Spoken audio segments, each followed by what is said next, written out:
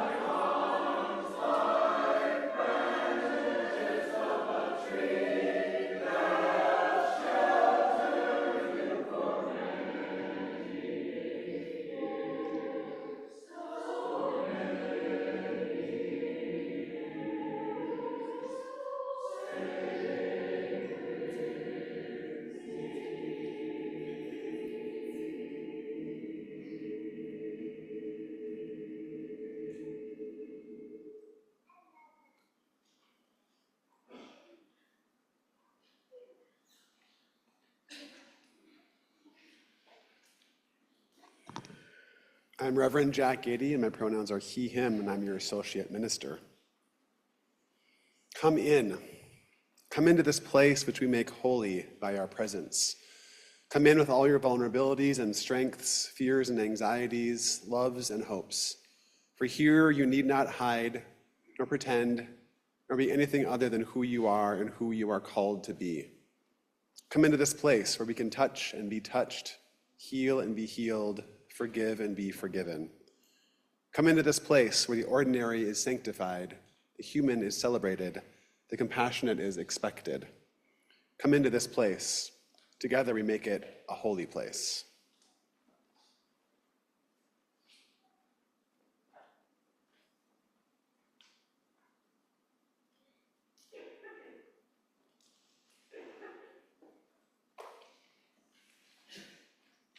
I'm Tim Nelson. My pronouns are he, him. It was 20 years ago, right now at this very moment, that I was making my final preparations for a 3-month sabbatical.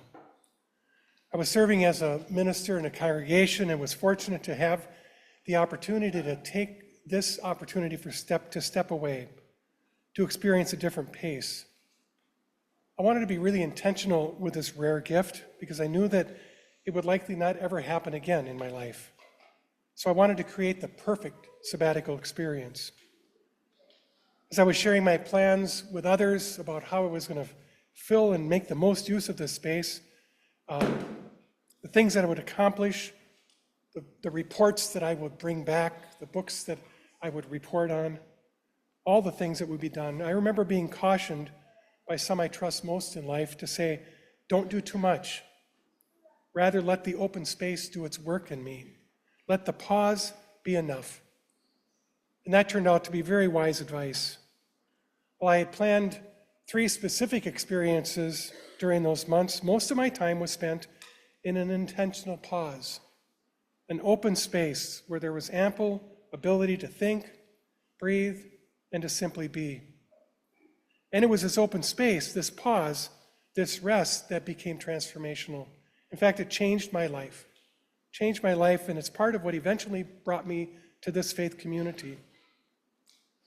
There's a power in a pause. There's a power in a pause. Those of you who read music, our choir, and others here today will know that embedded in the music itself are places of rest, those rests that are noted there, some longer, some shorter. They often serve to punctuate structure or create rhythm. But I think mostly a rest provides the opportunity for the musician to take a breath, Rests are intentional and necessary for those who make the music and are wonderfully beneficial to the experience of the listener as well. We all need to take a breath.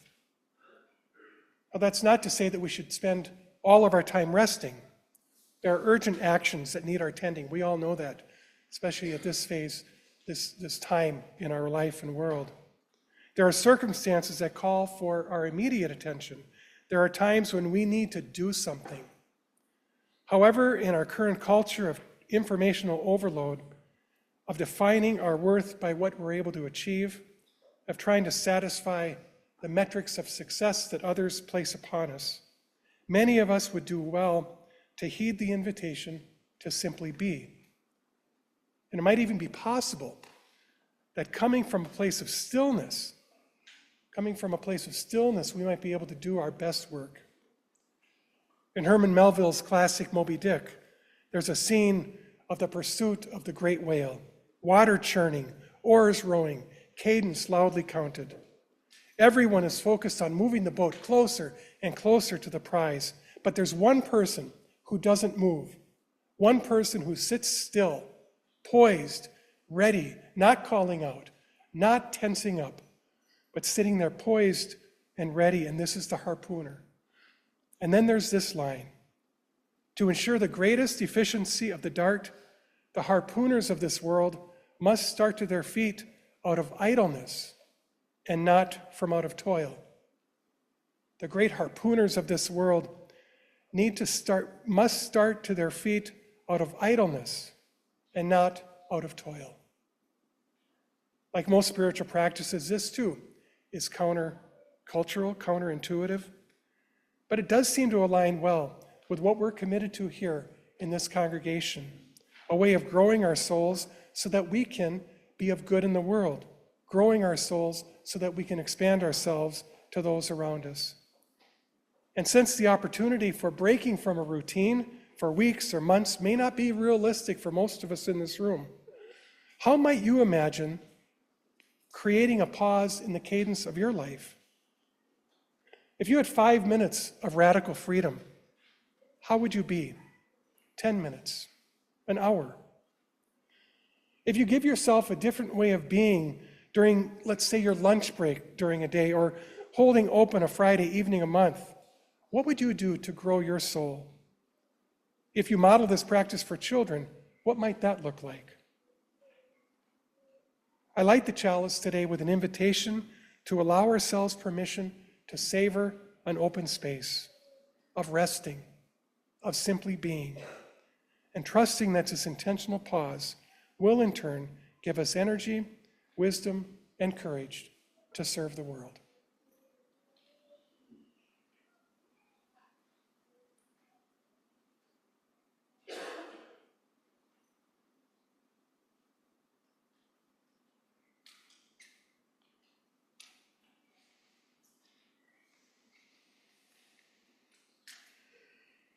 Please join me in the opening words. Love is a spirit of this church, and service is its law. This is our great covenant, to dwell together in peace, to seek the truth in love, and to help one another. I invite you to stand in body or soul, body or spirit, and sing with us the hymn that's printed in your bulletin, 145. Please stand.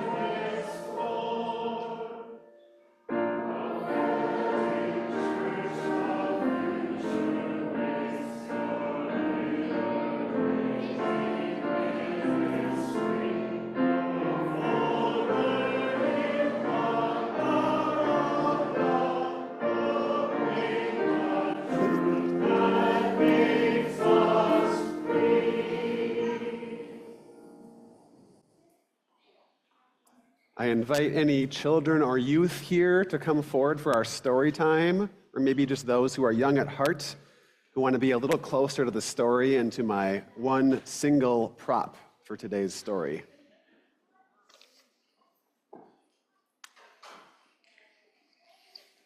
Once upon a time, there was a young man who loved puzzles.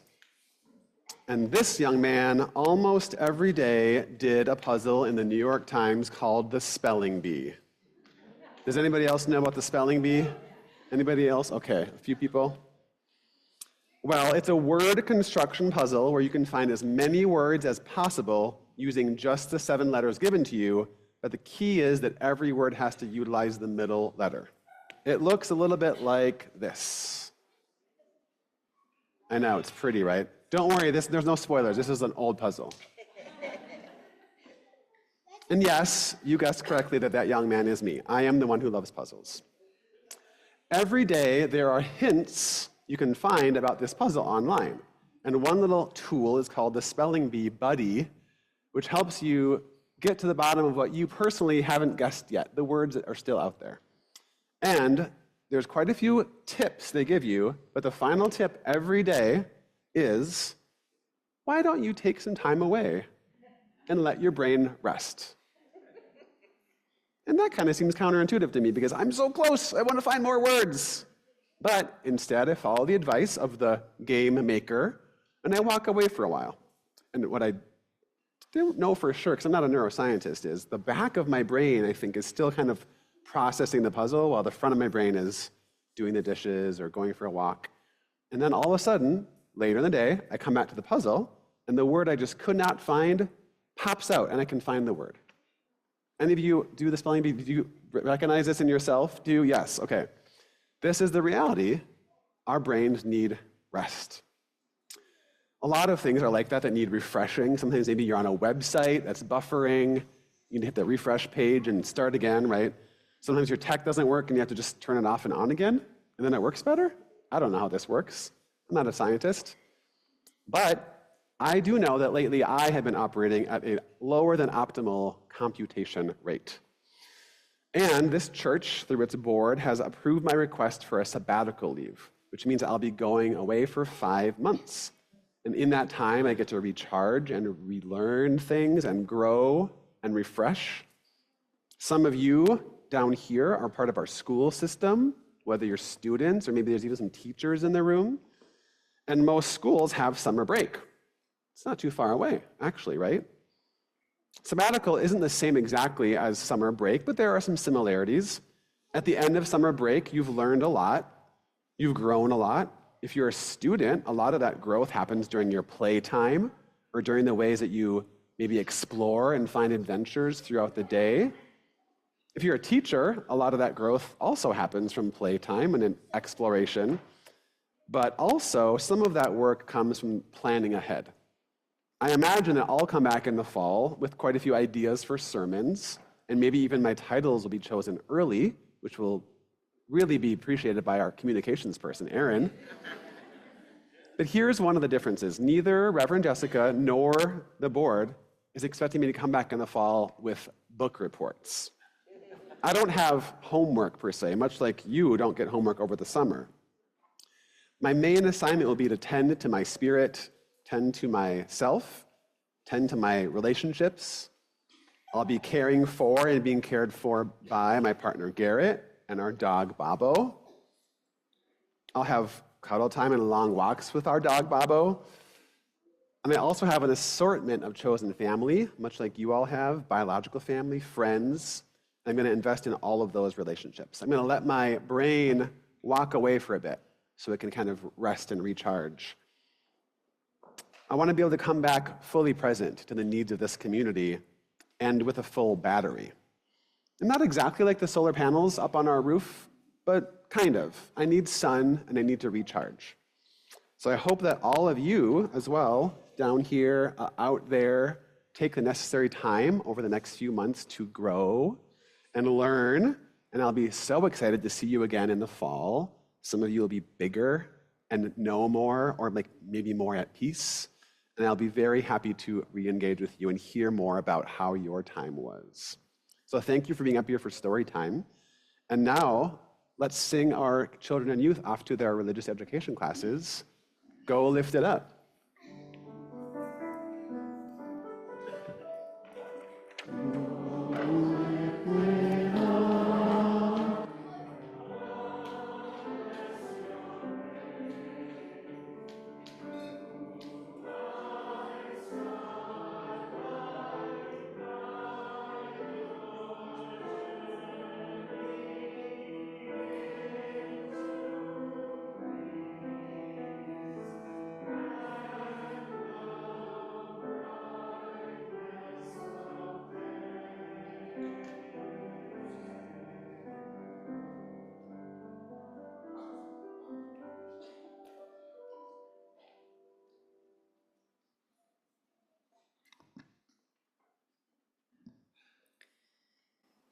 Now is our time for prayer and meditation. I invite you to settle into your seat. If you have something in your hands, I invite you to set it down. cast your eyes down or close them as we breathe in this space together.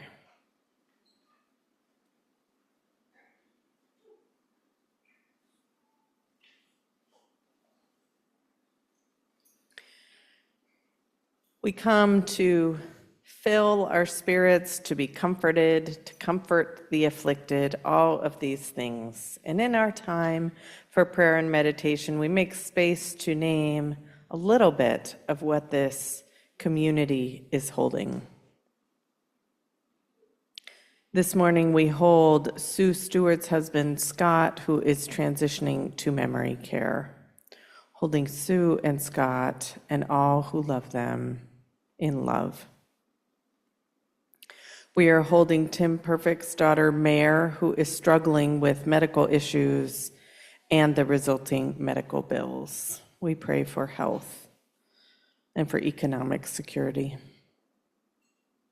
We lift into prayer this morning Cameron, that he may find work where he's respected and appreciated. We pray this morning for John, who's leaving a stressful federal job. May he find peace in the space in between. We hold in deep care Pat Young, an early White Bear UU member who is recovering well from surgery for oral cancer. And we know our hearts are big enough to hold both joy and sorrow, and we share with joy that the Wild family is celebrating Joe's great results after last summer's radiation treatments. And now we make space for you to name the prayers on your heart. Who would you like to lift into care this morning?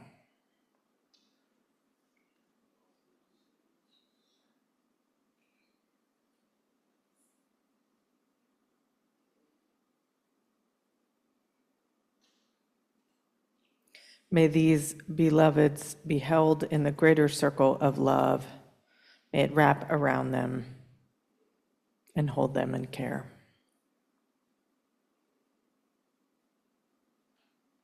As we prepare to enter our time of prayer, after the prayer this morning, we will have a minute of silence, followed by singing hymn number 396, I Know This Rose Will Open.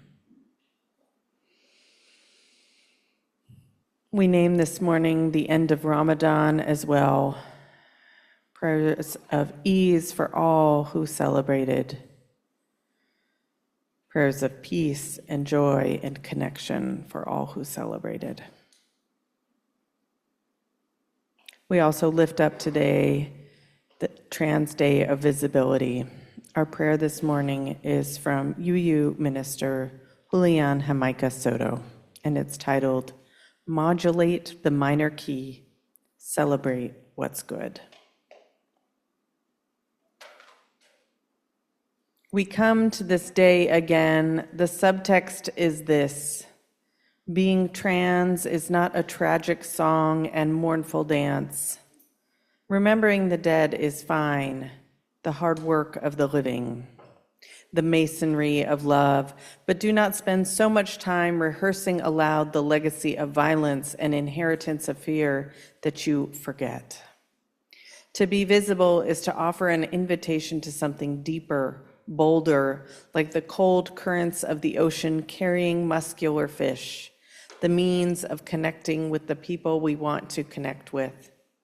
But trans people are not invisible in the way of ghosts having given up tangible form. To make trans people visible is to tell the truth, that trans people have always been here. And no matter the complexity of a moment that makes trans folks targets of hate and misunderstanding, they will always be here. And tell the truth that we are not discovering trans people like some new element with a name like Californium, but rather that as communities we are learning, perhaps for the first time, that without the presence of trans, non-binary, and intersex folks, our own blessing is not complete. Not because we have to extract it from somewhere, but because the wholeness of both the universe and humanity lies in the each of us and the all of us. Amen.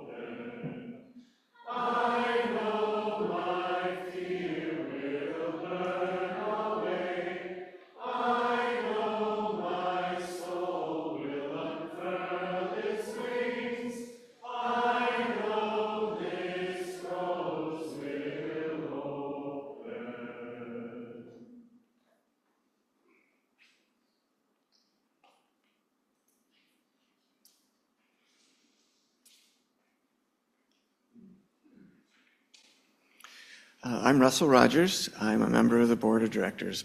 My pronouns are he, him. As we prepare to collect our offering, we want to bring your attention to a few announcements. This Wednesday, you're invited to join us for a community meal, followed by choir practice, art and soul with Alan Perry, and our family ministry team will be meeting as well. All are welcome on Wednesday evening at 5:30. Please join us for our services next Sunday, led by Reverend Jessica, as she preaches about complicated joy, services at 9 and 11 a.m. We will also be welcoming Reverend Shea, our sabbatical minister. Please make sure to get your pledges in if you haven't done so already. The team will be making calls soon. We thank you for your generosity. If you are struggling to make a pledge, please reach out to Reverend Jessica. Please put your sabbatical blessings for Reverend Jack in the offering baskets as we collect the offering. Lastly, as we move into spring, a time of awakening and growth, let us take some moments together to reflect on our roots, on where we are planted, and what our networks of support are. Join our sabbatical minister, Reverend Shea McKay, for an afternoon of grounding, centering, and planting ourselves solidly so that we can grow and bloom to our fullest. Next Saturday, April 5th, not 15th, 1 to 4:30. The registration link is in the e-news. Each week, we practice generosity in the form of collecting our offering. You can give via the baskets on our website or use the text to give number shown on the screen. However you choose to give, thank you for your generosity and your faith in this life we live together. The offering will now be gratefully collected.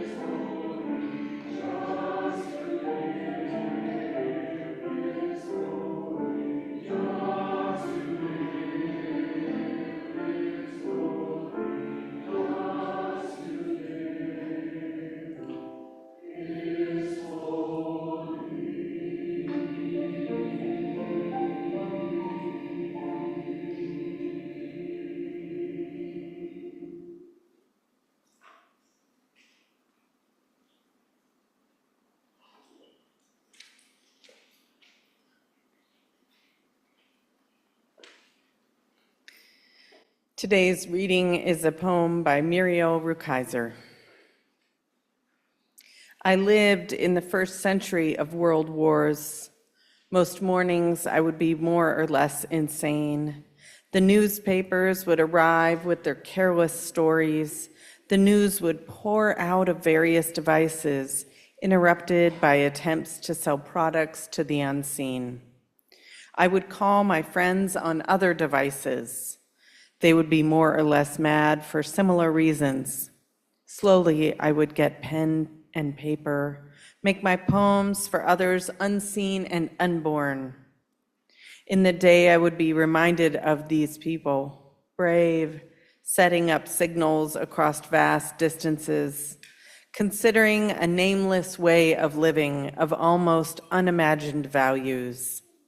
As the lights darkened, as the lights of night brightened, we would try to imagine them, try to find each other, to construct peace, to make love, to reconcile, waking with sleeping, ourselves with each other, ourselves with ourselves. We would try by any means to reach the limits of ourselves, to reach beyond ourselves, to let go the means to wake. I lived in the first century of these wars.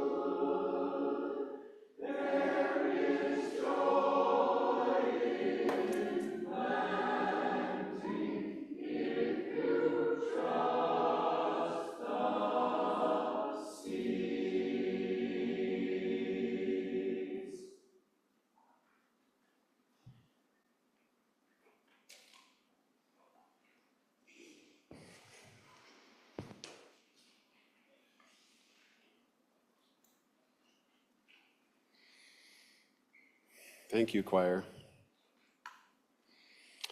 Today is my last day before I...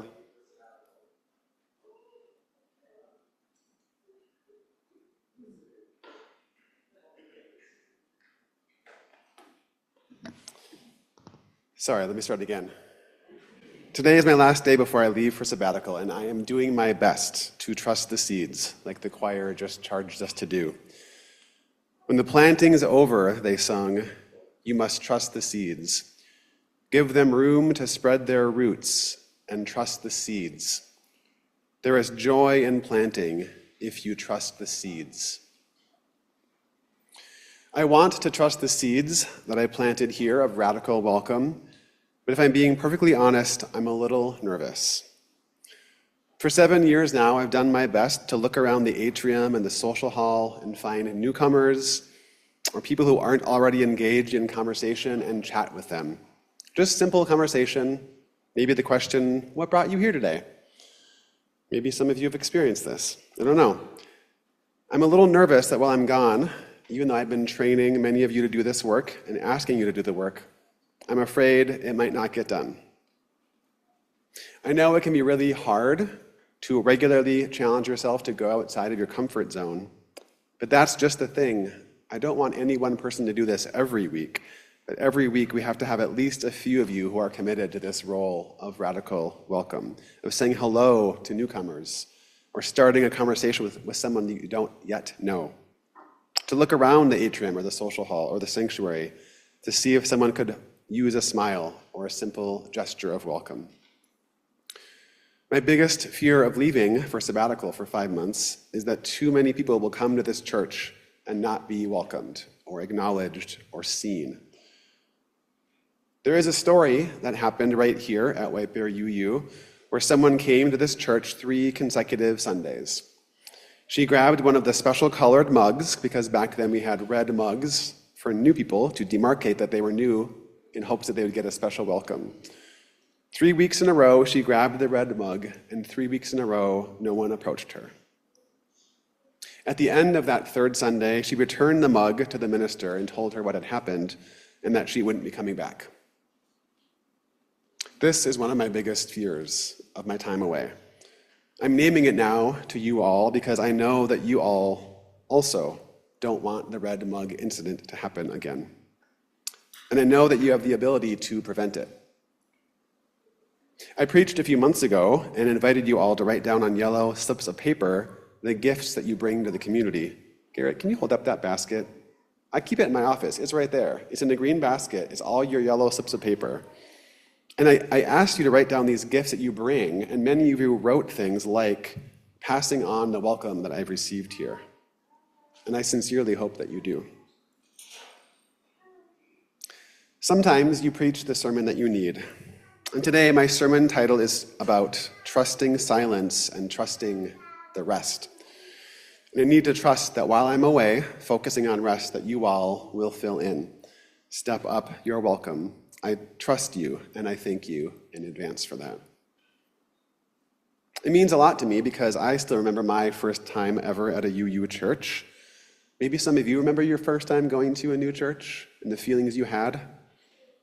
I was scared and nervous and didn't know what to expect. And I ended up sitting next to somebody who was on that day's welcome team. Perfect. She actually did a great job of welcoming me. She asked a few questions, shared a bit about herself. We had a lovely chat. As it turns out, she was actually in seminary, and I joined that same seminary shortly thereafter, and now we are colleagues in ministry. I'm here at White Bear, and she is over at our church in a western suburb of Milwaukee. Her name is Jill, Jack and Jill. I realize that some of you today might be brand new yourselves, and I might not get the opportunity to say hello, to welcome you, to get to know you a little bit better, but please know that someone else will. I will be back in 5 short months, and that is when I'll start the work of getting to know you better. Many of you have been asking what I plan to do during my sabbatical, so I'll say it here. Rest, read, rejuvenate, run, rest. I also was given one earlier, roam, I'm going to do a little bit of roaming.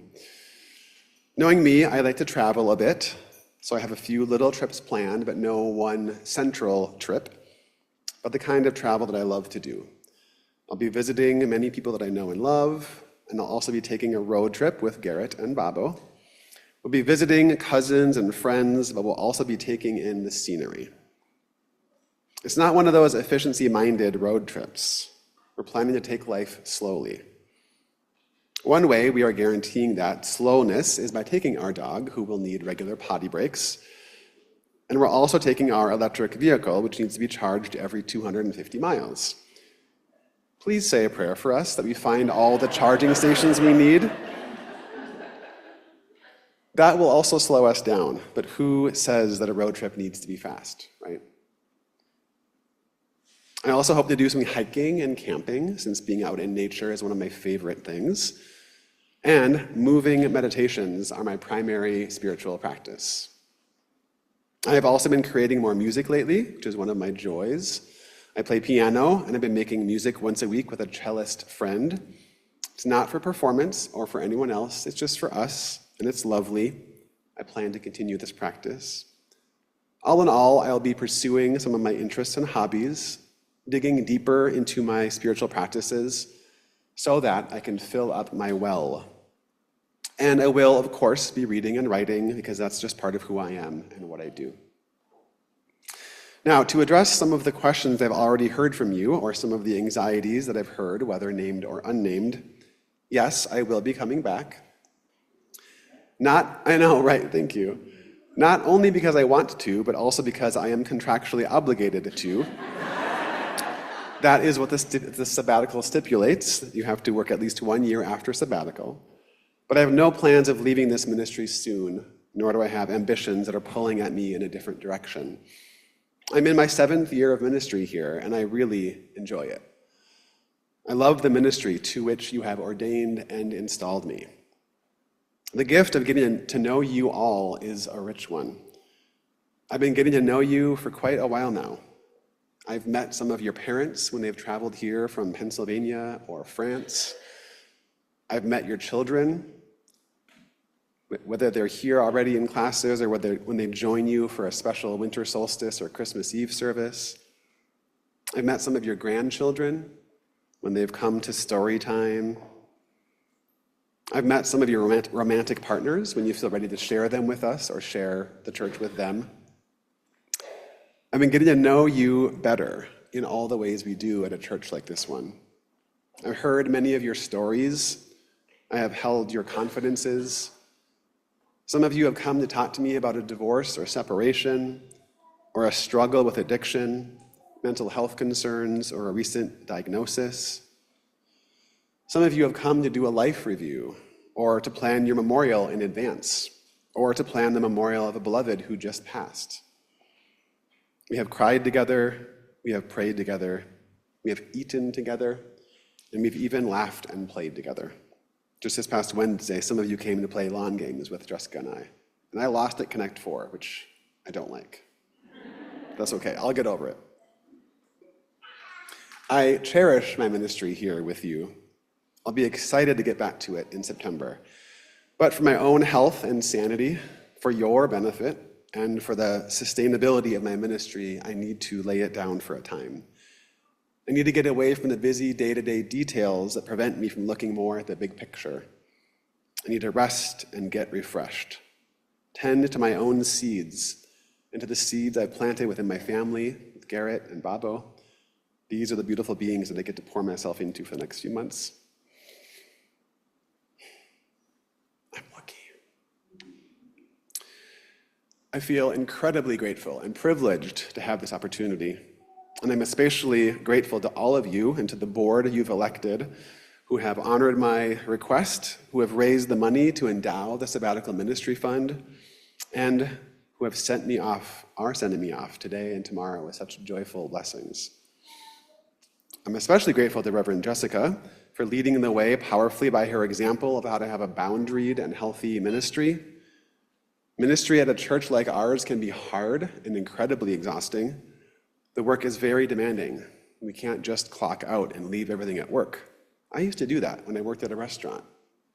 they didn't need me when I was home, right? It's different here. We take you with us when we go home.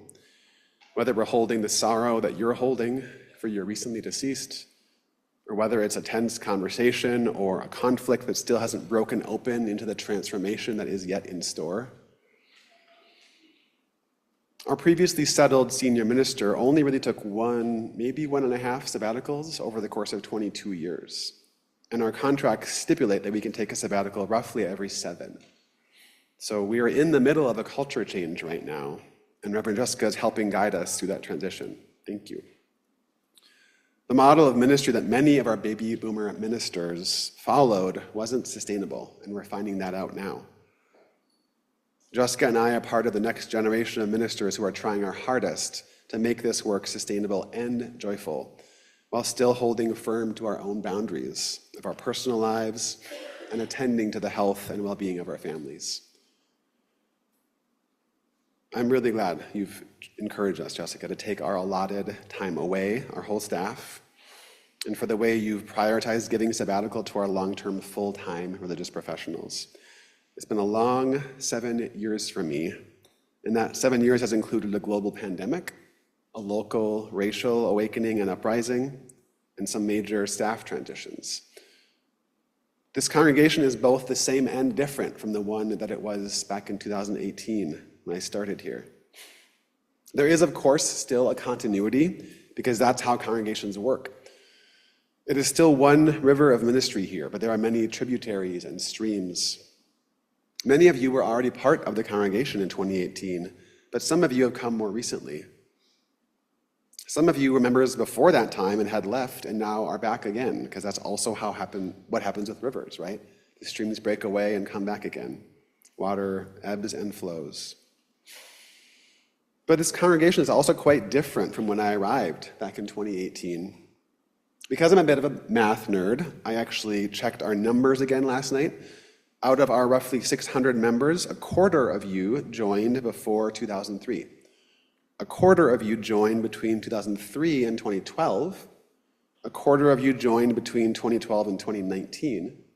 And then the remaining quarter of you have joined since 2020. So all this to say we have about 180 members who weren't even part of this congregation back in 2018. We are definitely a different congregation, and yet there is much that remains the same, kind of like the ship of Theseus, with one plank being replaced at a time until the whole ship has been replaced. We're actually already at that point because none of our original founding members are still with us, but we do have members who knew them, right? Who were shaped by them and what they created. And now we are the ones stewarding the congregation, steering the ship, as it were. And I plan to be with you for quite a while longer, if you'll have me. But I have to tell you, I won't stay here forever. Some of you might still be here in 20 years, and I probably won't be. Most ministers will have accomplished the work that they came to do in the course of about 20 years. And they often feel the need to go to the next chapter of ministry, to seek the next challenge, find a new ministry setting whose needs match their skills and their passions. I don't know when that will be, and part of my sabbatical leave will contribute to that process of discernment. I might decide that I need to shepherd you all the way until you have fully filled volume 1 of your membership book. We're kind of close, around 7 pages left. Or maybe there'll be some other metric I'll use to measure my ministry here. But regardless, I hope that I will leave a legacy here with you. And my biggest hope is that with your help, we will have inspired the congregation to continue growing their souls in order to serve the world in love. That's my plan and hope for my sabbatical. And today I'm curious about what lessons lie in store for you when you think about the concept of sabbatical or rest. And just to be clear, I know that many of us have challenging jobs, and as Tim mentioned in his chalice lighting, not everyone gets the gift of a sabbatical. I'm so intrigued by his question that he gave us earlier, though, that I'm actually going to ask us all to take just a minute right now to journal a brief answer to it. Hopefully you all have your index cards already. And this is just for you to keep, so you can refer back to this later. His question was, how might you imagine incorporating a pause into the cadence of your life? I'm going to give you about a minute or two to do some journaling. I'll say it again. How might you imagine incorporating a pause into the cadence or rhythm of your life?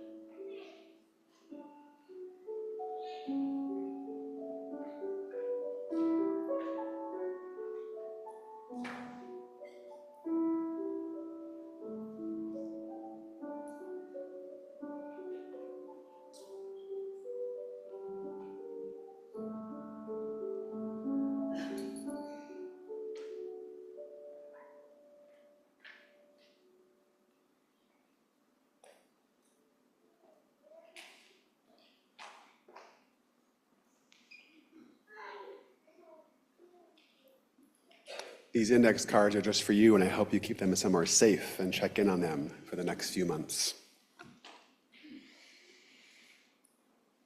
How can you incorporate more silence, more stillness, more rest? How can you trust the stillness in a fast-paced world? How can you trust rest in a productivity-obsessed culture? And how can you even find, let alone trust, silence in our noisy world, inundated with endless streams of content, the content that comes at you, right, from our algorithms and from our marketing dollars. This reminds me of that poem by Muriel Rukeyser. The Poetry Foundation website pinpoints one consistent aspect to her poetry: a commitment to her own experience as a woman, a Jew, a queer person, a single mother, regardless of cultural norms or taboos. She wrote this poem in 1968, and I invite you to hear the poem again with that knowledge. Maybe you'll picture 1968, or maybe you'll picture the present moment, or maybe you'll go back and forth. I lived in the first century of world wars. Most mornings I would be more or less insane. The newspapers would arrive with their careless stories. The news would pour out of various devices, interrupted by attempts to sell products to the unseen. I would call my friends on other devices. They would be more or less mad for similar reasons. Slowly, I would get to pen and paper, make my poems for others unseen and unborn. In the day, I would be reminded of those men and women, brave, setting up signals across vast distances, considering a nameless way of living, of almost unimagined values. As the lights darkened, as the lights of night brightened, we would try to imagine them, try to find each other, to construct peace, to make love, to reconcile waking with sleeping, ourselves with each other, ourselves with ourselves. We would try by any means to reach the limits of ourselves, to reach beyond ourselves, to let go the means, to wake. I lived in the first century of these wars. I hear in this poem a call to hold onto your values, even those that are almost unimagined, with a tenacious hope. I also hear a call to set down the devices and get to pen and paper. And she was talking about 1968 devices. She wasn't talking about devices powered by billion-dollar industries that are designed to be unput-downable. Part of my hope for my own sabbatical and for any version of mini sabbatical or rest that you all aspire to for these next few months is to put down the various devices with news pouring out of them, Slowly, let's get to pen and paper. Let's remember parts of our analog world worth holding on to. Let's make art and poetry, and let's continue to shape this church for others unseen and unborn. How will we invest in our legacy and in the legacy of this church? Many of you have already invested in that legacy by making a financial pledge to the next year's budget, and that will help ensure the continuity of this congregation.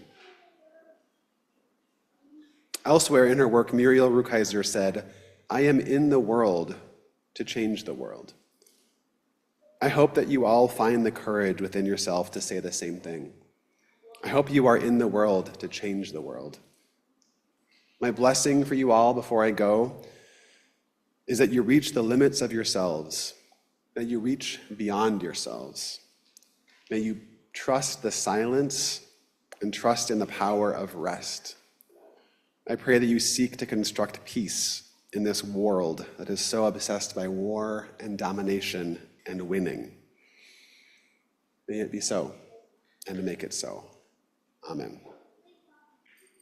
Please rise and body your spirit for our closing hymn, number 159, "This Is My Song."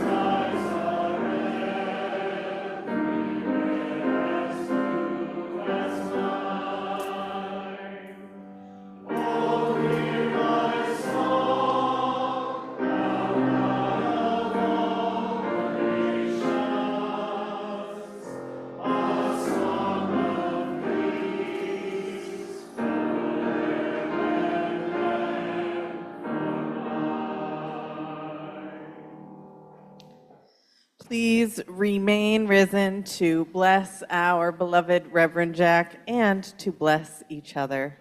Jack, would you come down? As we have heard, you've worked here for 7 years now, and we have found it time to grant you sabbatical leave, a time for rest and renewal. You have cared for this congregation through so much, as you detailed in your sermon.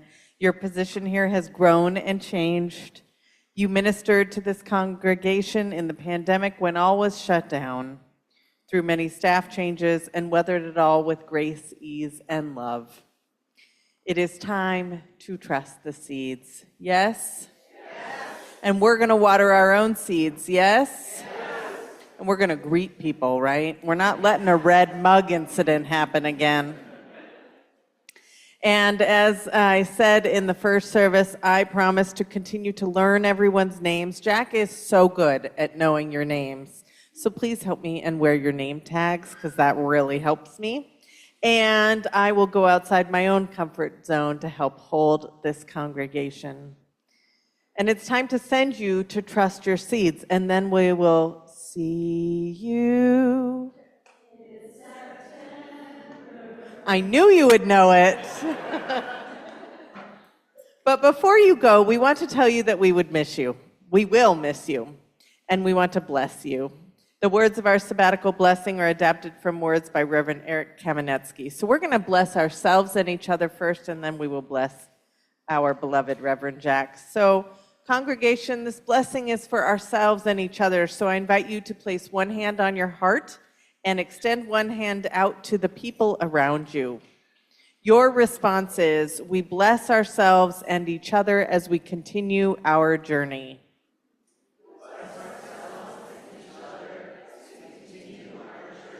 Beautiful. Now is the time to embody change. As the seasons change, so do we all. Now is the time to change. As our congregation celebrates this point of inflection, we say our intentions aloud.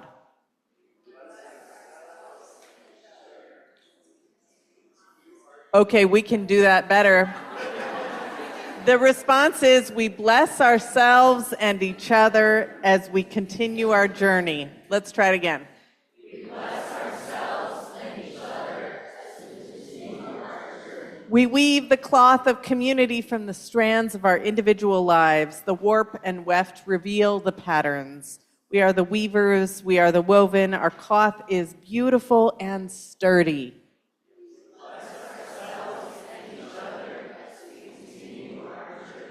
There is a time to till, a time to plant, and to harvest. There is a time for some to lie fallow while others carry the load. In this way, the work of community continues on. This, says theologian Howard Thurman, is the rhythmic ebb and flow of one's powers. Simply this and nothing more.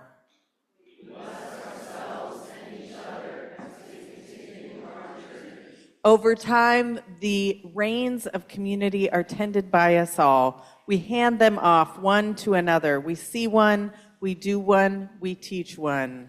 In this way, the work of community carries on. We bless ourselves and each other as we continue our journey. We remain ever faithful to our mission and to each other, knowing that we grow as we grow. It is good to be together, and it will be good to be together again.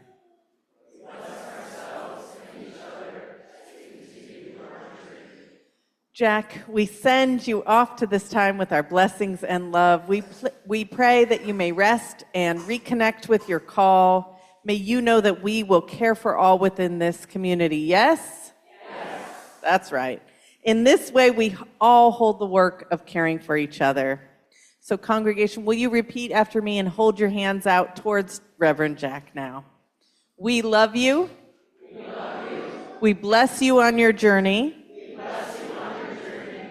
And we will celebrate your return. And we will celebrate your return. And you don't have to repeat this part. We will celebrate his leaving today with cake in the social hall as well. And so now we're going to send Jack on his way into sabbatical by singing together the song that we sing most weeks to our children and youth, Go Lift It Up. Jack, may you go forth, lift it up.